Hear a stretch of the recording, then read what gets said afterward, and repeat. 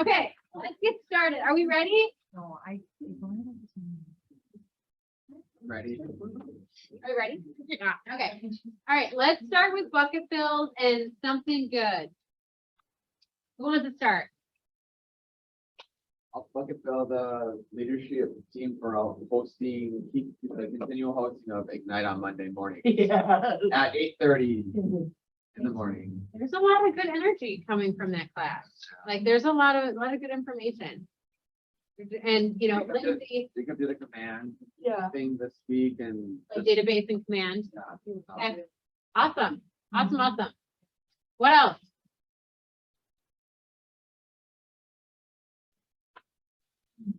I've been having a lot of good conversations as a result of sticking to that Ignite schedule. Okay. And I've uncovered 3 people who are looking to me. And one person who told me they never want to, so I'm following up with them. No.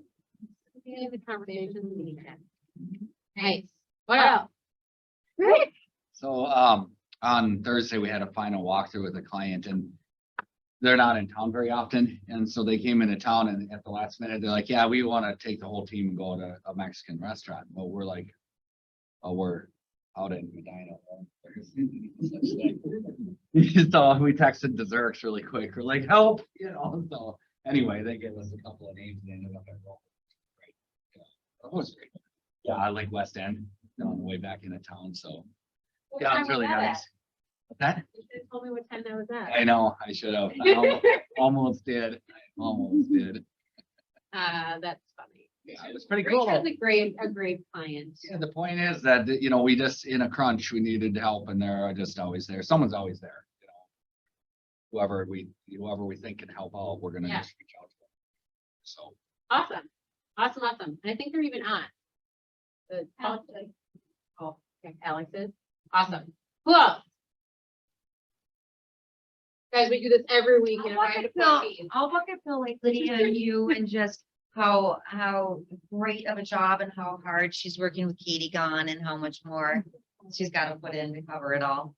So Yeah, those are big shoes to fill. So it's been an interesting week.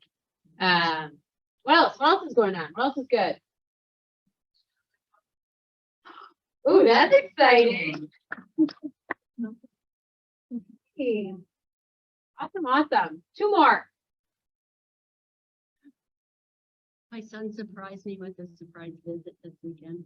Oh, see, that's really good. Well, yeah, Awesome. the work thing here, but Awesome. That had been exciting. I get to see my son in 2 months. She does. I'm going to Japan. Yeah. But you have to say, there was like a fear that you weren't gonna be able to get over there. No, I've So been now, Japan has really strict restrictions with COVID and they've all still been in place and they finally just they loosened it on September 7th and they're loosening it again on October 11th. So I get to go see him in November. I haven't seen him for almost 3 years. wow. all right. That's why I walk around constantly with a smile, if you're wondering. I thought it was just because we were together. Amy. Yeah, no. All right, coming up next. We're gonna go through some of the trainings and some other events that are coming up. We have a happy hour that's posted, I believe it's tomorrow. Yeah, September 29th. It's at Boulevard. It's from 3:30 to 5:30. Minnesota Title is putting that on. So this is always a good opportunity, not only just to network with our vendors who do a lot for us. A lot of things are behind the scenes, so it's nice to kind of talk to them, see what's going on in their business as well. And it's a really great opportunity for you guys to network as agents and co-agents. Just in regards to learning a little bit about each other and what you're going through in the market right now, or shifts in your business. So that will be tomorrow. Hope to see you guys all there. Then we have 2 different trainings. You guys, I know we put out a lot of trainings to you guys, right? So the whole premise of putting out the trainings is so that you can figure out what you need in your business at specific times. And hopefully that's available for that, right? So no, we do not expect you to go to everything. However, that being said, the things that I'm going to go over on these next 3, I would highly suggest going to 2 of them. And the reason is SLS and Bold are very similar, so I would choose one of those. So SLS is Skills, Leads, and Systems, and this is not a Keller event. This is actually facilitated by Glover U. So Jeff Glover, as well as a few of his coaches, have done various different leadership retreats, and this is more of a modern day Bold. So, you know, if anyone's went through Bold before, it is very much mindset based as well as lead based. They're doing the same thing, except for they're putting it into systems as well.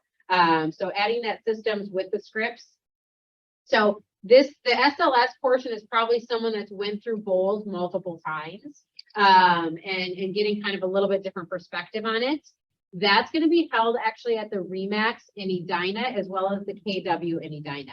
So it is open to all brokerages. So if you have a friend that's not here, definitely share this invite with them, because it's something that's going to be really great conversation and high-minded topics during those sessions. It's 6 weeks, and I believe it's 9 to 4 are the sessions on that. So either Jeff Glover or Matt Sutter are going to be actually flying in to teach those. It starts on October 11th and goes 6 weeks. Yep. And then business planning. So that first session is the 11th, and then we have business planning, which is a completely separate training.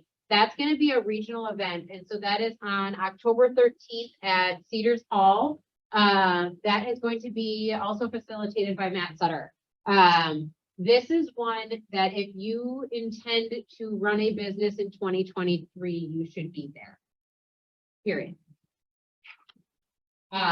If you do not, awesome. I won't plan on seeing you there, but it's going to be a little bit different, right? Because this is where you get the basics of that business plan. Once you go there, we can meet as coaches, or we can meet in accountability, whatever kind of place you'd like to kind of keep honing in on that 2023 business plan. Any questions on these two? Who plans on going to one of them? Okay, next. Then we have Bold. So I know you guys have heard of Bold before. We do have it coming up. This is actually a multi-KW office event. So this is going to be held at Maple Grove, and it is on a Wednesday each week. I believe this is also 7 weeks. So starting on the 19th, 7 weeks. That's going to be at the new Maple Grove KW. If you don't know anything about Bold, that essentially, again, is kind of like a ignite your business with lead gen, script, and very mindset based. I know a lot of you have been through it multiple times, and I guarantee, depending on where you're at in your personal life, depending on where you're at in your business, you can always take something different from that class, even though the material can be very similar. Anyone have questions or plugs for that at all? Yes, that is, so this is all being done via Zoom. Where's the Bold instructor gonna be? No, the Bold, everything is in person. So everything will be done in person. So These whoever three they, events are all in person. whoever they choose as an instructor is going to the Maple. It's gonna be Darren Kittleson is the instructor for Bold at Maple Grove, correct? Who's And they he? updated it in 20. He's out of with Madison, Wisconsin. So he was a Bold coach, he was a MAPS coach. I think he was a TL, maybe an OP at one time as well.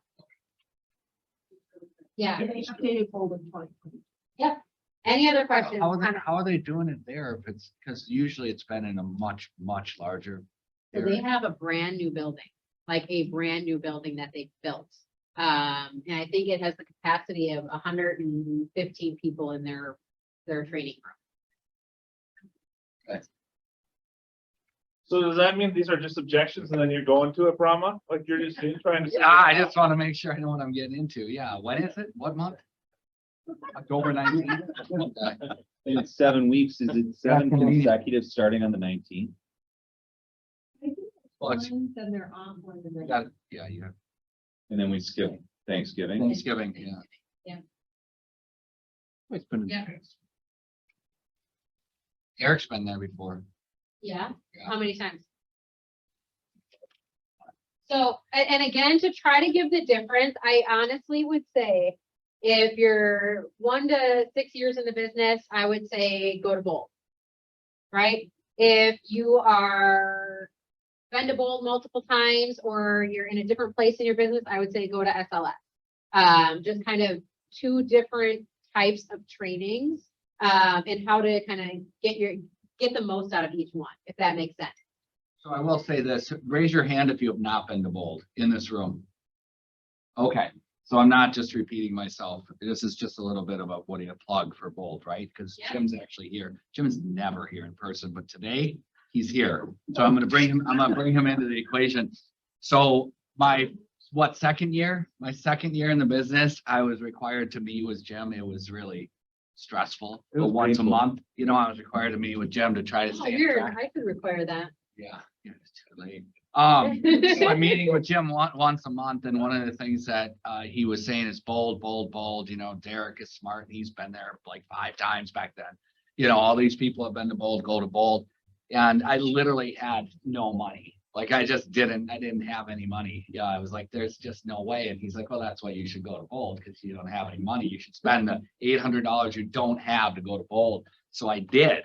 And that year, that was it. It was late. It was the fall Bold. And that next year I doubled my income, and it was pretty much 100% because of going to Bold. Because you followed the homework, you followed the Yeah, stuff. I mean, first of all, I kicked your ass while you're at Bold, which was great. And there's you just learn so much there. And I've done it now 9 times, I think. And I'm still every single time I'm learning something different that's gonna just find its way right into the business. Because you can't take it all in at one time, right? Your business is very different. You kind of add on to things, or this worked, this didn't work. So, I mean, again, it goes with mindset where you're at, each time. There's Yeah. something different. And how many times have we heard the same thing over and over? We have. This class Bold is a reminder of the right way to do things to build business. And so it's like you gotta go back and be reminded that this is the way you do it, and it works. Can we talk about that as we're gonna go into talking about the book Shift right now? Okay, so what have we all been hearing the last 3 weeks about the shift in the market? It's going to a what-based market. Okay, who could say that all of the skills that they have to run a business and actually negotiate, whatever it might be, is a 10 on all skill sets right now? Raise your hand. Okay, so no one raised their hand, which I am glad, right? No one's skill set is a 10 in all levels right now. And if you're not continually learning, and these are all different instructors as well, and there are different agents there, that showing up to classes like this is what's going to sharpen those skills. And it's going to continually sharpen them. So as much as you're like, oh, I just don't have time in my schedule, I guarantee you do. I guarantee you do. And I'm clearing my schedule on those days. I'm taking SLS as a team leader, so I will be there. And I'm clearing my schedule to go to that as well as business planning, because it's important. It's really important. Any other questions regarding those before we get into the conversation of shift? Awesome. We will send out, because I know the next question that might not come up until the end is, we will send out how to sign up for all of those later this afternoon. So do not erase that email, because that one is actually going to have all of the ways to sign up for Bold, business planning, as well as SLS. Fair? So if it comes from Lydia in the front desk today, please open and read. Okay. All right. So who's been reading Shift? Quite a few of you. I know that you have. We also have Shift books that are available here for you to come and grab and take a look at it. So we're going to go over just the first part of it, right? So when you start out, real estate is obviously a cyclical business, right?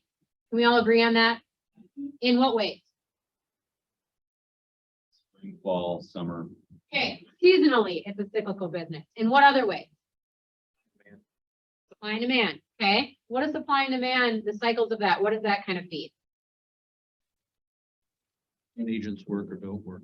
When agents work or don't work. What else does it feed? Other listings benefit or buyers benefit. Right? So buyer, seller's market. So if we were to think of real estate as a cycle, because right now a lot of people are kind of freaking out, right? They're like, okay, what's next? What are we gonna do? What other things in our life goes through cycles? What, like, let's just think of some things. Like, let's normalize a cycle in a cyclical situation. What else goes through cycle? Your workout every week. Your workout? Yeah. Okay, You can do, one workout on Monday and okay, what Tuesday else? next week. Child rearing. What? Child rearing. Oh, I thought you said childbirth, and I was like, what? Oh, no. That goes through cycles too. Every night. What else? What your sphere of influence is mostly interested in. Aging. Okay, aging and interest, you said? Okay, Moon. It's true. okay, what else? Seasons.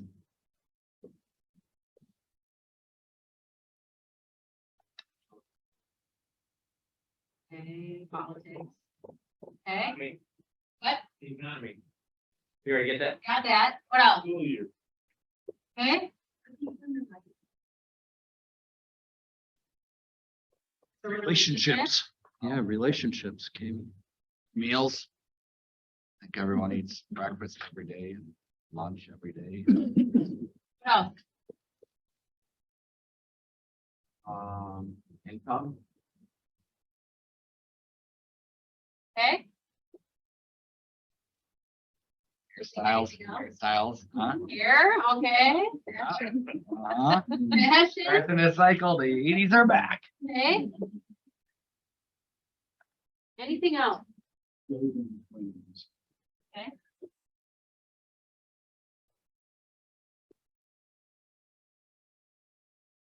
Do you guys see where I'm going with this?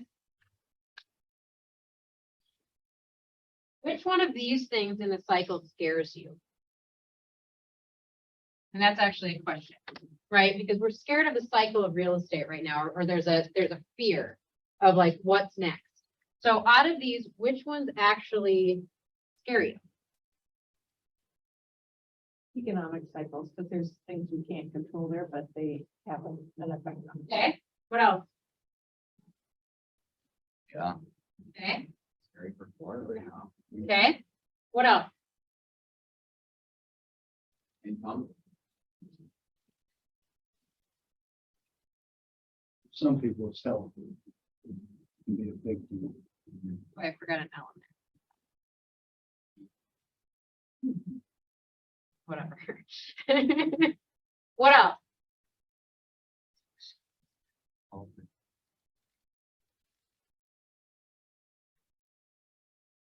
I think they can, I mean, hairstyles, whatever. Lots of them could be scary, based on how prepared you are for it, I would say. So that's where we're going, right? Is why are these ones scary?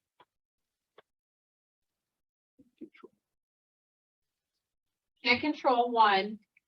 What about your actual knowledge about those things, right? Because even if this shift, if you knew the details of why or what was going on, would it be as scary? A little kid thinking that a thunderstorm is going to, make their house fall down is very different than saying, oh, honey, that's just heat lightning. Or that's not gonna happen, or if it floods, right? Like, it's the knowledge base of it. So what we're actually scared of in this cycle is we can't actually predict what's gonna happen. But what we can do is inform ourselves of what we know has happened in the past, right? And what we can actually control. So it goes back to not like information and control. Derek, what were you gonna say? That it's maybe more about perspective on those things. Okay, No matter what it is, whether it's currently good or bad or whatever, like what your perception of that is and, or what anybody else's perception of that is. Because if the market is harder, you can look at it as, gosh, I'm gonna have to work harder to get those transactions done, or you could look at it as, you know what, it's gonna be harder for everybody, so everybody else who isn't as prepared is probably gonna get out of the business. That means there's gonna be more transactions for me. Yeah, I mean, so that, and if there's more transactions for you, what does that essentially mean? Now you have market share. Right? So once you get market share, we all know you have that database now. You consistently keep touching that database, increasing that database. When the market goes up, you're also going to get the same influx that everyone else's business goes up with the market. Now you've got market share and that increase, right?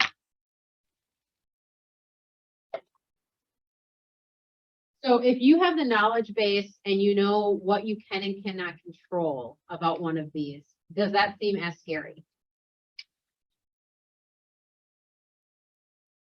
No, because there are different pieces that we can control. Yeah. So think about us being the professional, right? And the reason I want to go into this piece of it is think about us being, hey, this is what we do every single day. We can see these stats. We know, we talk to buyers and sellers. Think about the buyers and sellers right now. What I have heard a lot in coaching is they don't know what to do. Why don't they know what to do? Because we're not telling them the information that they need to make a sound decision right now. So they're not going to just put their house up for sale because we say it's a good market. They need to know the information of why, right? And then they can say, yes, I want to list or I want to buy. Are we having those conversations? Or are you finding that to be a kind of a roadblock right now? That they feel uneasy? Yes, no? I'm not buying and selling houses right now, so I wouldn't know. But are you guys feeling that? Rick? You know, I think that along those lines, we have this incredible opportunity right now. And I know you guys know that I'm a little bit of an optimist when it comes to groups like this. When I'm by myself, I'm definitely a pessimist, but in groups, I'm an optimist. And so one of the advantages we have right now is, let me ask you this question. Last year, how hard was it to sell a house? Kevin, Jim, was it hard? No. Who could sell a house? Only one answer to that. Pretty much Literally anybody. literally anybody could sell a house. Why did we have a massive influx of realtors come into the market? Because the real estate industry was booming and because just about anybody could sell a house. I mean, you could be 12 and you'd sell a house. So with that said, now the great advantage, Legally. the great advantage we have, yeah, I don't legally, but the great advantage that we have now is that the realtors who join this office, they join an office in which they can build a skill set and have other people as support, because then now we can be hardworking and skilled realtors, because right now selling a house is not easy anymore. Right now it's difficult, which means that not everybody can sell houses anymore. And that is a massive advantage to anybody who is here to be a better realtor, to be that extraordinary realtor, not that ordinary realtor. But I would also say, is it difficult to sell a house right now? Or is it just take more time? It takes more time. It absolutely takes more skill. There is zero question it takes more skill. I think what I'm asking that though, in a way of, if someone lists their house, is it difficult to sell a house right now? Or is it difficult to keep the transaction together? Depends. Okay, It's not, I mean, it's not terribly difficult. It does, again, it takes more. I mean, it takes more to make sure I that just the want to know house. the word that we're telling ourselves, like, it's difficult to sell a house right now. It's hard. As a listing agent You or know a what I seller? mean? Either way. I think it's different. Okay. There are different skills there. Yeah, but it's You know, also there's different information. because as a listing agent, we've gone through the last 2, 3, 10 years where you put a house on the market and it sells. Right? And it was very difficult as a buyer agent because your buyers would lose. It may have been more difficult as a buyer's agent because your buyer's losing multiple offers. Yep. And you have House at to, risk without inspection. Right, without right. appraisal. Do now, you find yourself getting more creative? Doing things Oh, yeah. differently? yeah. But. Right? And As now, it should be easier as a buyer agent because there is inventory. And you can negotiate, and maybe you can ask for seller paid closing costs. So maybe it's easier as a buyer agent now than it has been for the last year and a half, 2 years or 5 The years. reason I say the word difficult is difficult to me in perception, we're talking about perception, was when you had to call over 180-day period of time to tell someone that, yeah, there's one more house that came on the market. Nope, none of them sold.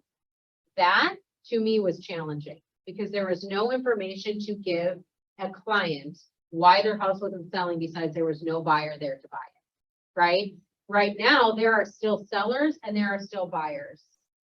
And what is happening is we need to have a skill set. It's not difficult to have that skill set. You just have to acquire it. Like the fact that you can negotiate now.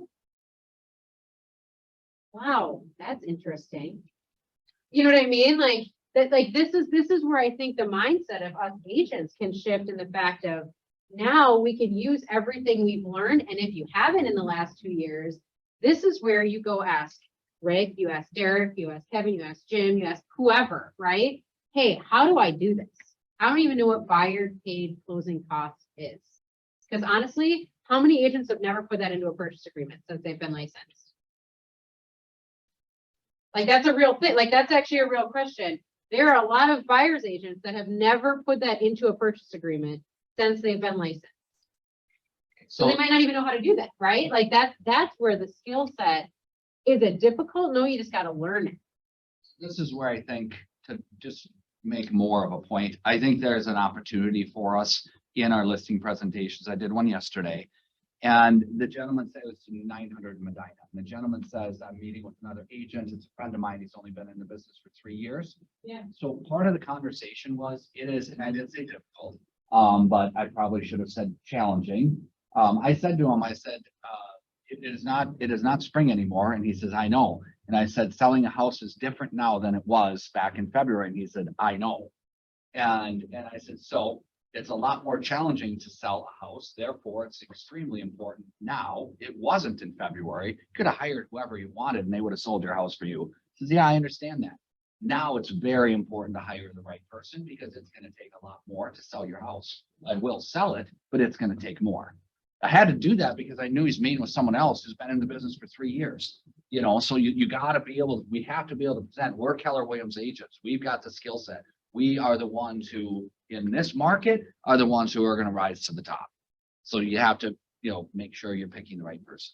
Go ahead. You know what I love about that is I think if I went back to, I don't know, a few months ago, that was the same script that you used in a different way, telling a seller they needed to hire the right agent because what are they going to do with 28 offers? Yeah. Yeah, I think that's, You know what I mean? Like you said the same thing. It's just a different perspective on what skill set is needed. Because at that same time, anyone could sell a house, but could anyone sell a house and get the best price, terms, and situation for the seller? And No, keep it not every together. agent could do that. Yeah. So that script literally is the same script that you used for the last 2 years. Because you've said it before, you changed what skill set is needed. Can you agree on that piece of it? Yeah. Because I remember it was, hey, what are you gonna do when there's 28 offers? How are you gonna figure out which offer is best? How are you gonna keep this together if something happens? That really great agent was still needed. I think one of the things that's happening, and I understand the mindset of not using difficult. I think one of the things that's happening is that we're shifting so quickly into skill sets that we hadn't needed to use for the last year, that now we have to bring those back, right? Yeah, you gotta rearrange what that skill set is. So when we're talking about a national shift, right? If you're reading this book, it talks about on the national level, it's more gradual, right? Because on the local level, it's quick. It can happen very quickly. And I think we've been having conversations of that. If someone puts a house on the market on Thursday, they're thinking they're gonna have multiple offers by Sunday. And on Monday, we got agents with their tail between their leg being like, did I overprice it? What's going on? We didn't even have a showing, right? So it can switch really, really fast. And I think this visual from the book, it talks about that change from seller to buyer, right? Derek will love this. And they say it's like a golf swing, right? So it comes back, it's slow, and then it just takes off and it switches really quickly. So that transition of AKA the balanced market is very short. It is a very short-lived period of time. Does that make sense? Kevin? No, I think that's 100, I'm just shaking my head, yeah. Like, and so that's where you have to take that skill set like you were talking about, and you're like, okay, what do I need to be able to go from this to this in a pretty fast manner? And sometimes it's past, and now all of a sudden we're in the next market, we didn't even know Part of that, Jamie, is understanding what's happening in the marketplace right now. In my networking breakfast meeting this morning, I asked the lender, what are interest rates? So I'm going to ask everybody, if you were asked that question, where are the interest rates today? Ooh, silence. 6.2. 6.5. I know. They're now over 7 and climbing. They were in the upper 5s, low 6s. Now they're in the low 7s. That's still going to bump people out of the market. So we have to understand as agents what the heck is going on in the marketplace. So if you've got a good lender, pick their brain. Well, I also would say that to that though, interest rates can, I mean, you can have whatever interest rate you want to if you want to buy it down, right? So, Yeah. so this is where I think there's a scare tactic that's happening right now, in my opinion, of like interest rates are going up, you should buy now because otherwise you're going to be out of the market, right? Again, we need to be able to educate them on what that means, right? What does it mean that interest rates are going up? Not just for the housing market, what does that mean in general? And what does that mean for them long term, right? Because we've seen this, like, we've been waiting for how many years for it to go past 5, and now it is, and we're all like, ooh. You know, I mean, that's not something to be afraid of. And just know So, the options. well, not only know the You've got options, but adjustables, you've got buy downs.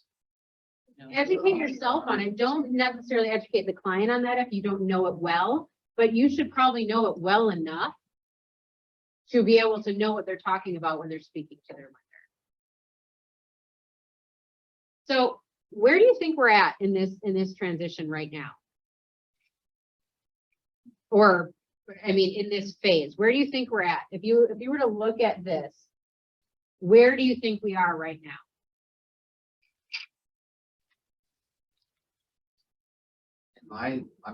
My 2 years that I've been in the business, I would say it's in between the middle line and the gray box for the seller. Somewhere between fast and faster. That's right. I think But this is fair, right? So this is, it's actually a question to be like, I don't know where we are right now, but I know that I need to have the skill set for both.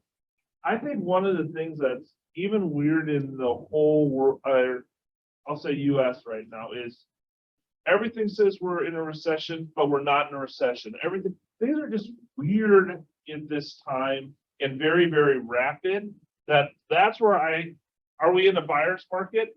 Maybe not, but we will be really, really quickly. Like, that's the spot where I think if we don't, I think Gary would always like, look where we're going, not where we're at right now, because it's going to be behind us in just a second, right? And I think that's the spot where in this faster market, like to say to the seller right now, your home might sell in 2 days, right? It might, but it might be better to say, hey, the market is changing. And what we want to do is make sure we're the best price market on there. And if your home's on the market for 30 days or 2 weeks, whatever that number is, let's build into that anticipation versus where we were 4 months ago. That's a great point, right? So when Gary was talking about pricing as a listing, right? It's the sold, and not even 180 days. We're talking like 90 days. Sold, active, and pending. Right? We don't know what the pending sold for, but if we call that listing agent, if I was a listing agent and someone called me and said, hey, I'm going on an appointment, I was just curious, is it close to asking? Can you give me any leadway? You don't need to tell me what it's sold for, but is it close? Yeah, we're close. We even, it's a little under or it's a little over, right? Like, that's not giving too much away, But at that moment, going to that listing appointment, you can say, hey, this is where it's priced at. These 5 that are pending are all under list price. So I want to set that expectation for you that they're not selling at that because these are our new comps. And in today's on market, how many of us actually reference days on market, average days on market when we're on a listing appointment? I did. Okay. And we look it up for like that area or, you know, because that I think is more important now than ever. Because before it was like, oh, it's gonna sell in 48 hours, roughly. Right? And if you say under 7 days, that's all you really had to say, because we were between what? 3 and 7 days for how many months? Well, just alone like acreage in Medina is like 110 days average on market. There's Yeah. just not that many of them and they don't sell that quickly because they're old. You know, so if you got a new one that's not on acreage, well, those sell in like 20 days. But yeah, if you don't know that, how would you not make sure that you bring that up in a listing presentation? Better know To that be yourself. fair, I don't think that we've had to for a while, right? So Yeah. that's like, Yeah. we Yeah, don't- it didn't as happen. agents, we haven't practiced that habit for quite some time or that skill set. Yeah. And setting that expectation, Monday's conversation after you list on Thursday is not as difficult. Well, we got through that first weekend and we only had 1 showing. So it looks like when we think of 35 average days on market, we're gonna probably be pretty close to that is where I see it. What do you think, Mr. and Mrs. Seller? Right? And they're like, well, I want to sell faster. Awesome. Let's talk about a price improvement then. Because then we'll get more, that opens the door to whatever conversation you want to have with your seller at that point in time, because now the expectation was set. And it's not like, no, we might sell this weekend and then they're mad, they're frustrated and they call someone else up and say, well, Rick overpriced my house. Because that's what it's going to come back to, right? Is you overpriced my house. You You know, told me it was going to sell for X. we've always worked harder than the other agents in the business. And right now, it couldn't be any easier to work harder than every other agent in the business. Like, for example, open houses, why would we not do open houses now? Showing the neighbors, showing your clients, showing the public that you're out there working, because there haven't been any. I mean, you know what, we got to do one on Lowell's house for a day before, you know, he had 70 people come through and 10 offers. Now it's like we could do 3 or 4 of them and show everybody that we're the ones that are working hard. And we're also the ones that are now educating the buyers that are coming into open houses. Not their agents and not other people that they're talking to. Us, people who know the market, can talk to them about, you know, why you don't need to do a 30-year fixed mortgage. There's other options out there for you. You know, so I think it's just an incredible opportunity for us right now. So if you've read Shift or are reading Shift, what is the #1 driving force in this swing?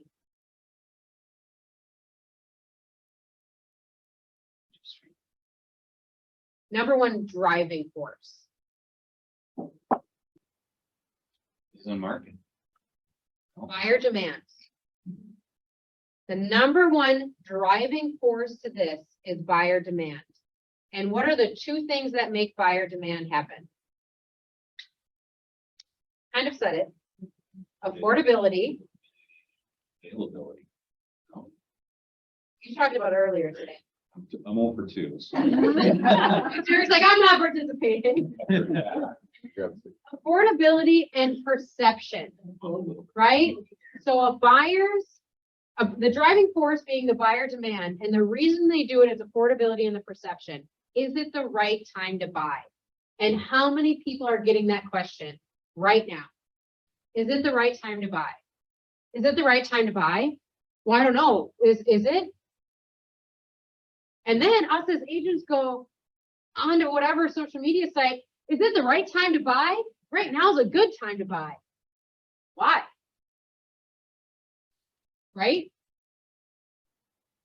Tell them why. Tell them why it is. Don't just ask the question because they're already confused. Affordability, they're like, interest rates are going up. I'm a little freaked out. I'm not sure if it's the right time to buy. So the 2 things that might be driving those buyers, right? The demand of them are kind of like fluid right now.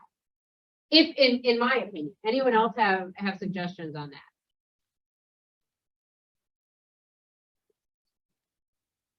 Yeah. Talk to example, last weekend. And we had like a president, right, and they got so immensely burnt out with putting in, like, I think they said 35 offers and having to compromise so much of what they wanted, and then having their affordability go down on top of that. Because they're like, we just need a big break.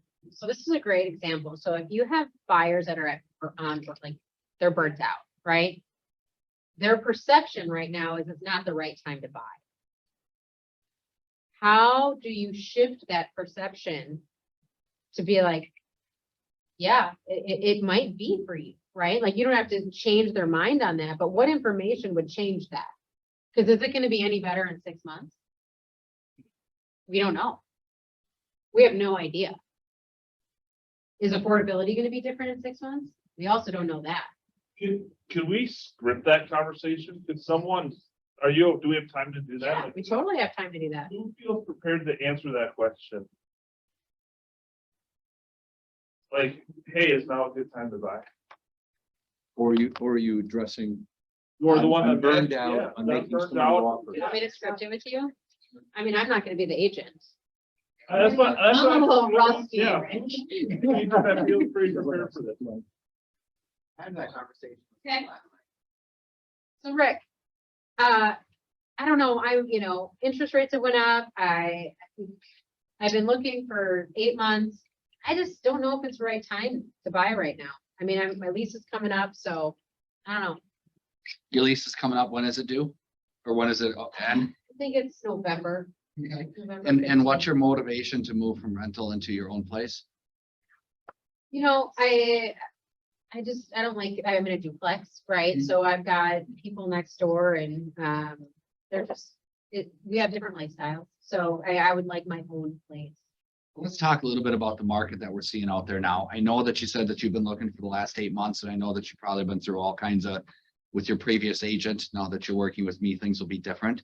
But I know that you've been, looking at a ton of stuff. You put offers on properties and you weren't able to get them. They escalated in prices and it's been a little bit frustrating. So first of all, I would say, thank you for your patience, because a lot of people have left the market. And unfortunately, I feel like it's probably not the best time to leave the market as a buyer, because now we're seeing prices are flattening out. Things are getting a little bit more fair. Just accepted an offer on a property in Bloomington that was at full price, and the buyer was able to get an inspection, and they're going to be able to do an appraisal, which is great for you without having to do appraisal gap coverage like you did before. So that's all great. As far as like the interest rates and what the market looks like next spring, here's what we do know. Let me ask you this. What do you think the probability is that the interest rates are going to go down next spring? It probably won't. Probably won't, right? What do you think the probability is that the interest rates will go up before next spring?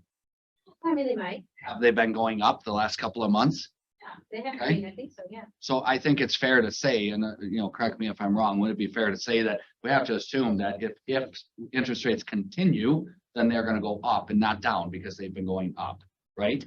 We can't predict the future, but we can say that, hey, we know what's going on right now. We know what the interest rates are right now. And also, I just put you in touch with our lender. And he did, he sent you this note this morning that says that interest rates on 30-year fixed are 6.82.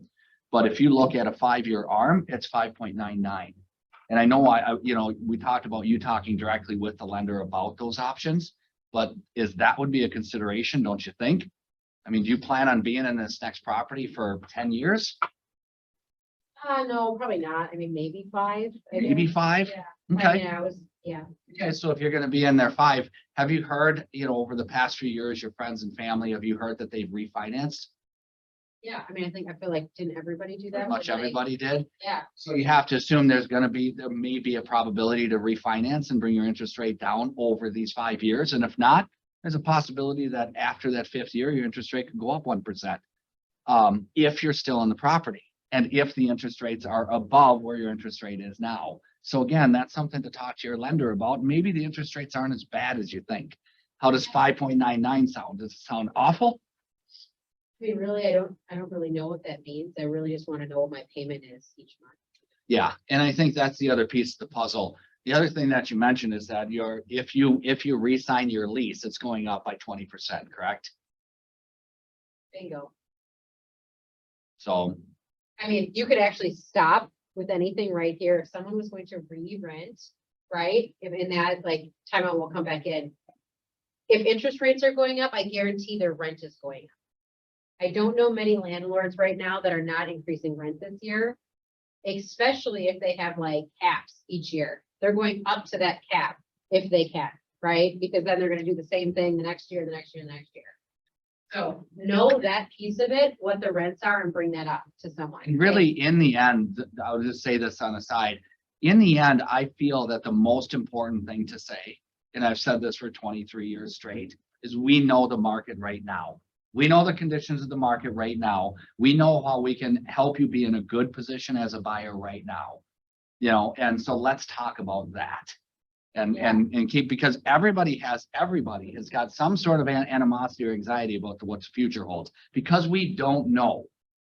We do know what the market is right now. I just got the interest rates a minute and a half ago from my lender. So we do know these conditions right now. Well, and I think the important part about that is asking what the objection is, right? So it's interest rates. My worry is interest rates. In that script, it wasn't interest rates, it was my payment, right? So if it's how much I'm paying each month, that's a different conversation to have. If it's interest rate, awesome. Tell me a little bit more about what concerns you about the interest rate.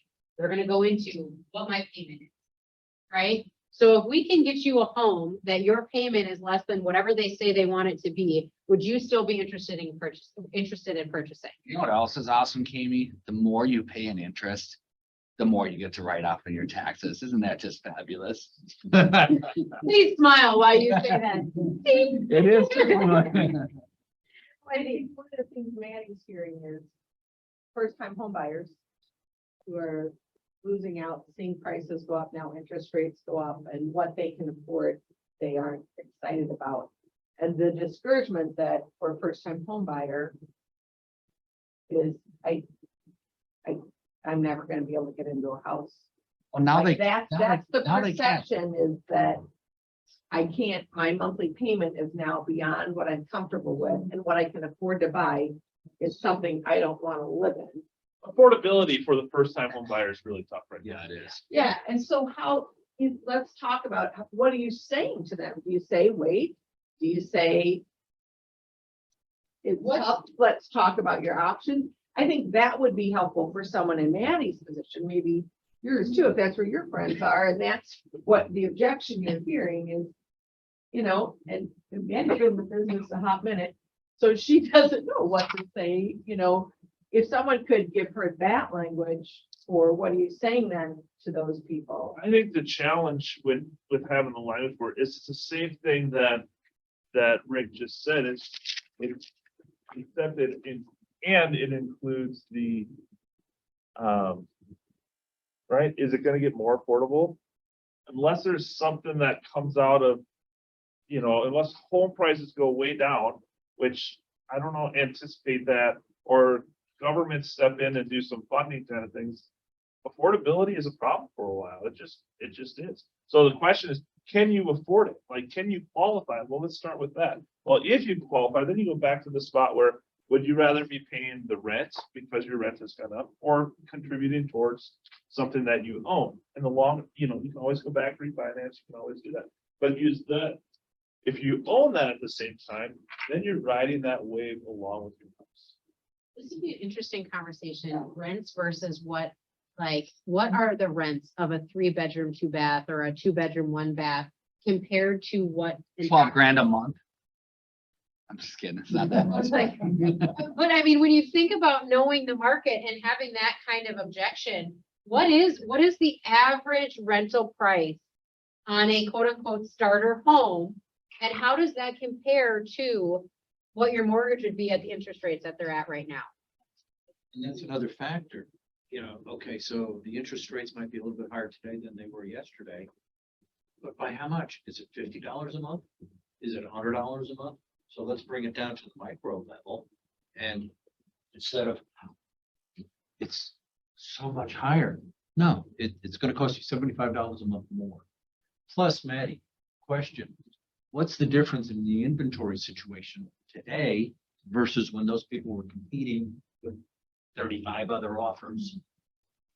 Yeah, I Is there a would- greater supply today? There is, I think the issue is then because of the interest rates, they're bumped, so where they were looking. Monthly payments still cost more. So where they were looking at like a 240,000, now they're down to 220. And sometimes. Where are you having the most, like difficulty in location wise with buyers? Like where are they looking? Like first time home buyers, where are they looking right now? Right now, everybody said just not many. They go. Okay. you know, Well, interesting, right? Because there are areas that I am sure they could probably purchase, and that's a choice, right? Where it's like, do you want to own? And what is more important, renting and being in a location that you want to be in? Or purchasing a home that you're gonna own, and it might not be your number one or desired location, right? Because when you think about the 7-county metro, there is a vast difference in price point in the exact same house between Minneapolis, Edina, Wayzata, Waconia, wherever it is, that there are options. What I think that we've like honed people into, right, is, well, I want this place and I just can't afford this place. Okay, well, that's a choice to not be able to afford, you know what I mean? That's the place you want to live. So I think it's about educating that piece too, like, hey, if you don't want to be here, here's a great average sales price, which is here. Have you thought about living in wherever? So I just did a calculation for you guys. 300,000, okay, I did a mortgage calculator at 6.8%, and it told me the payment was 1958. And then I did it at 4.5, which is what they were probably looking at back in, February and March, right? And that was 1520. So the difference is $440 a month from when they started looking until what they're paying now at $300,000. That's significant until you're in a position where you can ask the seller to cover, just a second, until you can ask the seller to cover 2% in your closing costs, not all of them. We're talking about money. So whether you have the money in the bank or not. So now the seller on. Here, let's do this on the board. What was the, so at. Okay, so 6.8, 300,000. Okay, 6.8. You should seriously think about working out. 300,000, $300,000 loan. Okay, at 6.8, the payment's 1958. Okay, and at 4.5, it's 1520. Okay, 1520. yep. Okay, so whatever that difference is, let's say it's what is that? 438. Okay, 438 is the difference. Okay, now you ask the seller to cover 2% in your closing costs, which in February, you weren't asking sellers to cover closing costs at all. But you do ask them to cover 2. You could ask them to cover 3, but let's just do this for practical purposes. They cover 2% of your closing costs, which is $6,000. Okay, that covers you for the difference in payment for 13 years. Done. Conventional, it'll end up calculating the same. Just, plug it into a mortgage calculator and do it and show it to your client. This is money. I mean, it's money. And then while they're doing is taking the money, they're rolling into the mortgage a tiny little bit higher. I mean, what's a $6,000 higher mortgage is going to cost you what, $1 a month? These numbers are really cool. Right? Because this seems overwhelming, and all of a sudden you just educated them that's actually not overwhelming at all. Norma, you said 13 years? Yeah, 438. It's months, a year and a month difference. It's a what? Yeah, it's 13 months. I was just listening to him. Whatever. Sorry. That's a big difference. It's still 13. Fine, spy it. Provide some Amy? solutions for them though, and that's a That's solution. awesome. Right. Amy? This is a solution proposed, and what's the rent? What would the rent be? What would the average rent be at that, at $1,000 house. I can tell you, like, the rent search properties that we show at, easily for the 22. 22 to $2,500. 2,500 for the 2,000. so 2,500 for 12 months is 13 months is what?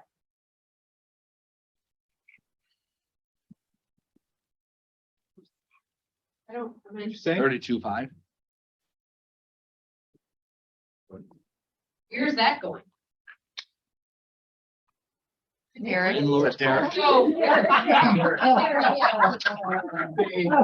Yes. Going Guys. there. But this is the second point of that, right? So then ask them what the rent is. And so this doesn't look so bad anymore. It definitely doesn't look bad when you had this covered, but then you think about 32,500 going into someone else's pocket, not into your principal on a house that you own.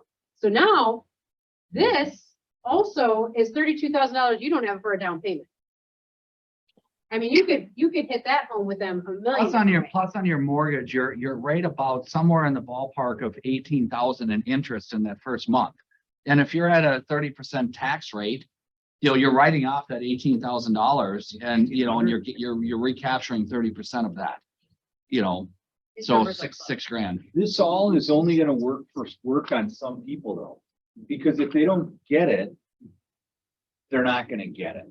You know what I love about, I think that's so true. What I love about that there is a whole time I was just going is isolate, what is the objection? And once you know that, then you can go to that next spot. Because that works for me. And I can see that. And I can tell you that, many people don't see it that way. And they're not gonna think that way because like that isn't how it's all coming together. And This is for like anyone that thinks that affordability is out the window, like they're panicking about the finances on that piece, right? coming up with some other solutions for them. Maybe that's buying the house and renting a room.